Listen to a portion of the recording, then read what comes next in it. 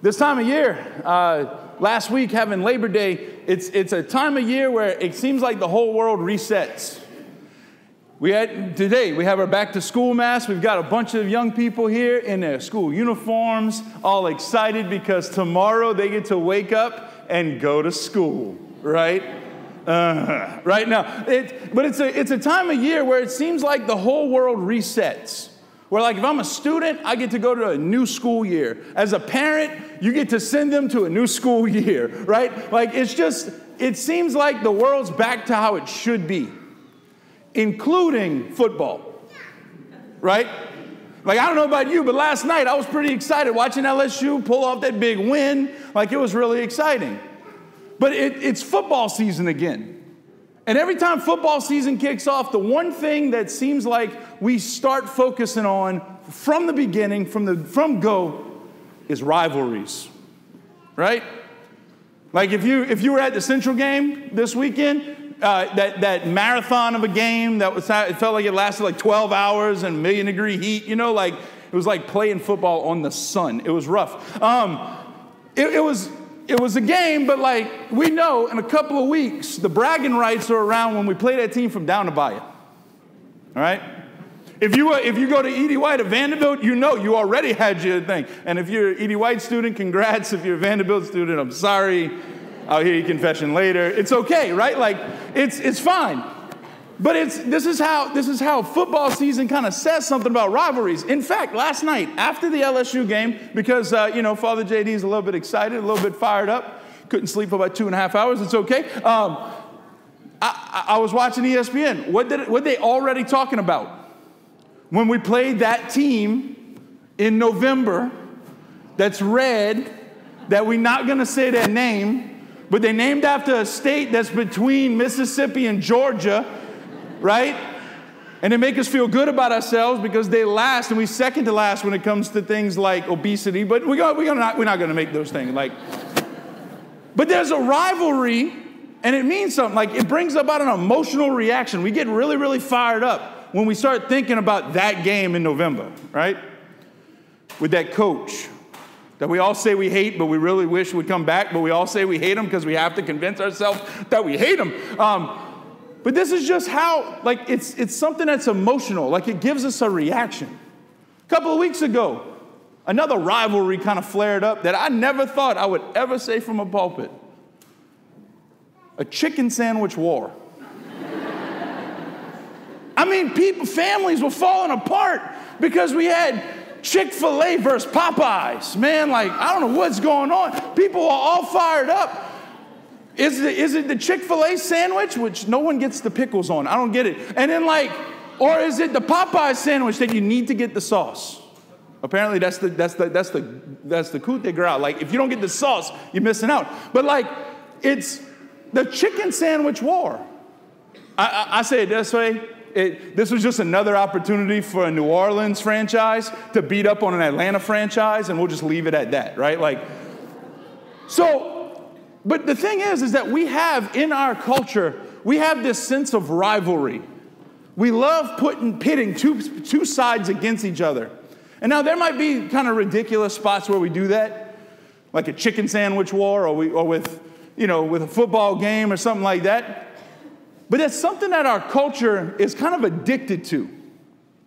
We're kind of addicted as a culture to outrage. And if you don't believe me, watch the news. Because it's always trying to pit one side against another, always trying to be divisive, always trying to cause division between one side and another. Which box do you fit in? Which place do you fit in? Because our culture, I think, is a little bit addicted to outrage. When we hear something that's kind of out there, kind of outlandish, something that's a little bit off, we all of a sudden want to jump and attack. Well, this is something I think, though, that's not just our culture today, but this is something that's in human nature ever since the fall.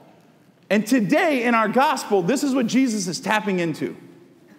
You see, today in our gospel, Jesus is saying some pretty hard sayings, some pretty rough things. He says the word hate a lot. Now, if we listen to that as somebody 2,000 years after Jesus, We might miss what he's talking about. You know, in the Old Testament, there was times that they said someone was loved and someone was hated. What they were showing was a preference. So Leah and Rachel in the Old Testament, Rachel was loved and Leah was hated. But it's because Rachel was lifted above, was the preferred of the two. Jacob and Esau in the Old Testament, Jacob was loved, Esau was hated. It's not that Esau was bad or evil or thrown aside, but that Esau was second in preference to Jacob. So today when we listen to the gospel, we can listen to it like someone 2,000 years ago with that background. And understand that Jesus is not saying we need to cut off or hate or cast someone off as evil, but that he needs to be preferred.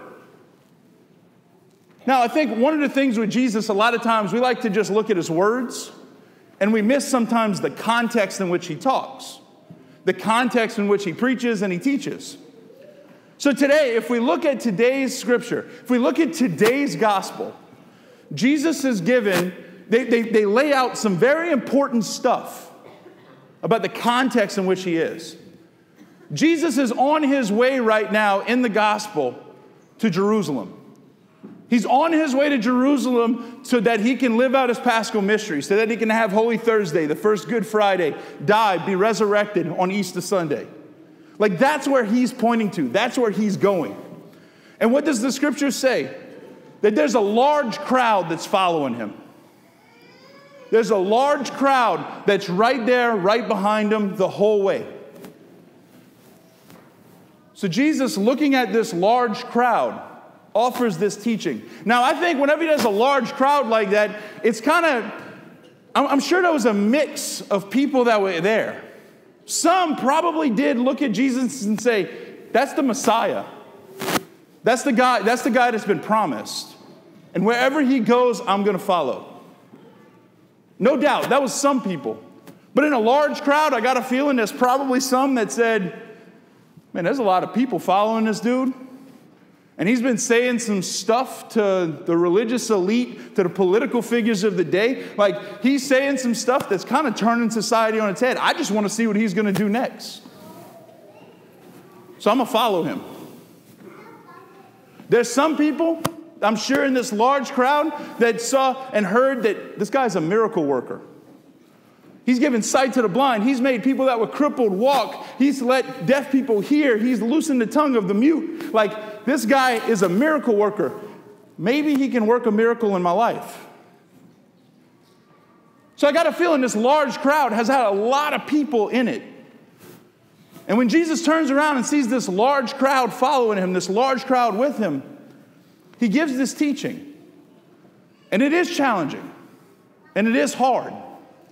But the teaching means something in its context.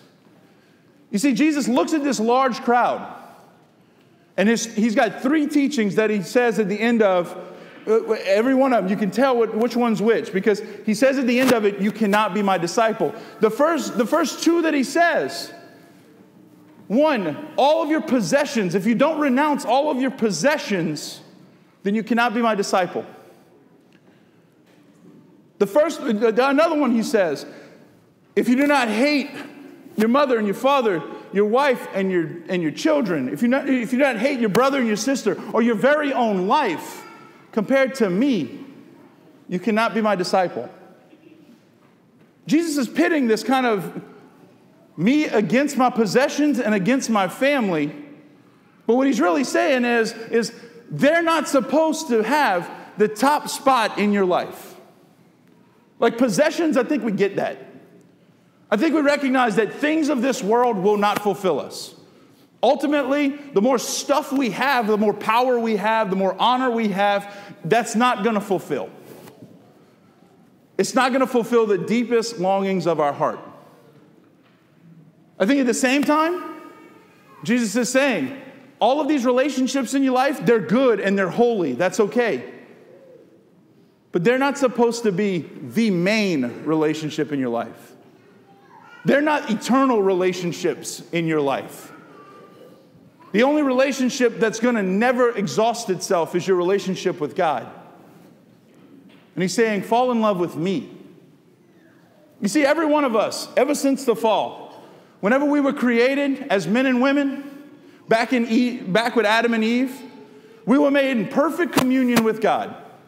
And at the center of our life was the presence of God in our life. There was a sanctifying grace. There's the Spirit of God that sat in our hearts. And everything else was designed to circulate around that, was designed to revolve around me and my relationship with God. And everything else was meant to be around that. When original sin happened, what happens? We lost that presence of God at the core of our being. That's what original sin does. That's the struggle of sin, is that we lost the presence of God at the core of our being, where everything else circulated around. And now we, on this side of the fall, 2,000 years after Jesus, it's our challenge for every one of us to find what is it in our life that sits in that pride of place where God belongs. How is it that we purge ourselves of these things that kind of control our life, that order our life, that's not God? Because the reality is, if it's a possession, it's not gonna fulfill. The reality is that it's power or money or something like that, like worldly status, it's not gonna fulfill. We will guarantee, we will exhaust that, and we're still gonna be empty.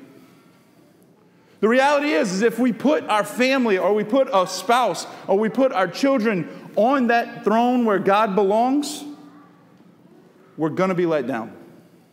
As hard as that sounds, as much as that doesn't make sense, like I love my kids, absolutely. But the person in our life that's supposed to be the one that everything else revolves around is our God. It's the way that we're created. It's who we are deep down. So in your life, what's the thing that sits on that throne of your heart? What's the person? What's the job? What's the thing in your life that orders everything else? The third thing that Jesus says, and when inviting us to be his disciple, when inviting us to be his follower, he says, you're called to take up your cross and follow me. Now, Jesus, in the context of where he's at, he's on his way to Jerusalem. Like, he's on his way to picking up a cross, walking that cross up a hill, dying on that cross. He knows where he's going. And he's saying, if you want to be my disciple and follow me, you need to do the same that I do. Back in the 90s, when I was a wee kid, I remember waking up. I remember as I was growing up, like half of the country, it seemed like overnight was a Chicago Bulls fan. And everybody, it seemed like a ton of people either loved or hated the Bulls, but everybody loved the Chicago Bulls, the basketball team, right? Like basketball all of a sudden became this popular sport. And there's a reason why. His name was Michael Jordan, right? To this day, number 23 still means Michael Jordan, right? And what was going on? People were buying jerseys, people were buying shoes, people were doing all these things. And why? Because there was a certain tagline and a song of, I want to be like Mike, right? Everybody knew to be like Mike. I want to be like Mike. So I'm going to buy the Air Jordans. I want to be like Mike, so I'll wear the jersey. I want to be like Mike, so I'm going to play basketball. I want to be like Mike. I want to look like Mike. Bald head, long shorts, right? Like, that's what happened in basketball at that time. Everybody was excited, and they wanted to be like Mike. Now, the thing is, to truly be like Mike, it wasn't about the shirt or the shoes or the sport. It was about practice, and a lot of it. There were a lot of people that said they wanted to be like Mike and bought a jersey, but there were very few people that said they want to be like Mike and shot as many free throws as he did.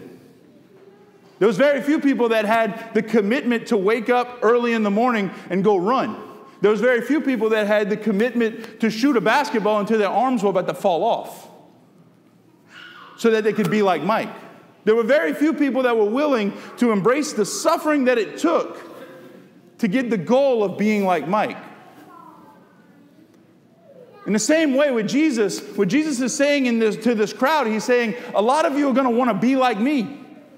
You're going to want to have followers. You're going to want to be famous. You're going to want to have a people that are excited to see you walk in the door.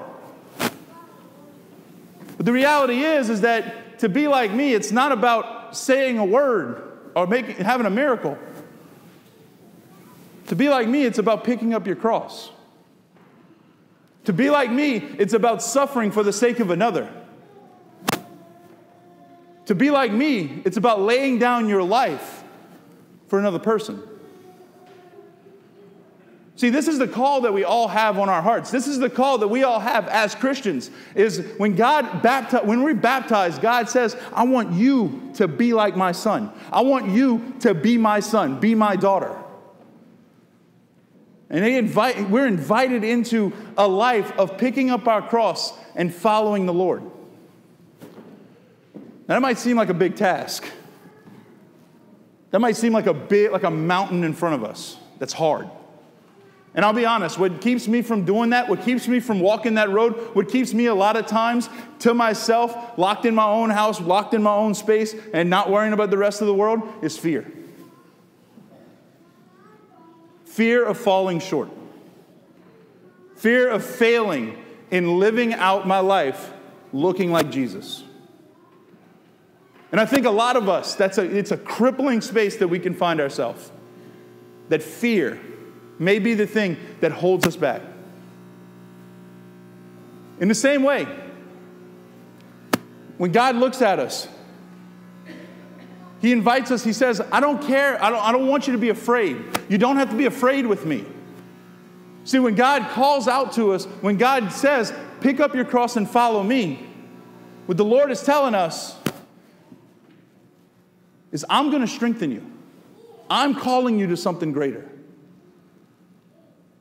And it's okay if it looks like you fail by a worldly standard. If we think about it, Jesus Christ himself, Jesus looked like he failed. If we really think about it, he was a prophet that said a little bit too much. He was a revolutionary that seemed to be bringing about this kind of new movement, all these things. But it was this call where, like, society was looking at him and saying, you are not supposed to be doing what you're doing. So what did they do? They killed him. What did they do? The standard by which Jesus was supposed to be, the standard by which we judge success in the world, right? The standard by which the world judges success, Jesus flipped. Because by a worldly standard, he lost. By a worldly standard, the cross looks like he lost. In so many ways, that fear is not of God. In so many ways, God is calling us to rise above that fear and to go out and to live his gospel boldly and loudly. Mother Teresa, whenever she was starting her ministry in Calcutta, one of her sisters came up to her and said, look, I understand that we have a lot to do, and there's a lot of big things going on. Like, there's a lot of poor people, there's a lot of stuff going on in Calcutta, and like, you want to be faithful, but like, Mother, there's so much. We can never serve them all. There's no way that we could serve all these people. And Mother Teresa looked at her and said, sister, the Lord does not call us. The Lord does not call us to be successful. The Lord calls us first and foremost to be faithful. My brothers and sisters, today we come to celebrate this Mass. We hear the Word of God. We let God's Word speak to us, that the Lord is not calling us to be successful by a worldly standard. First and foremost, he calls us to be faithful. As members of a crowd who are listening to the Lord, why are we here?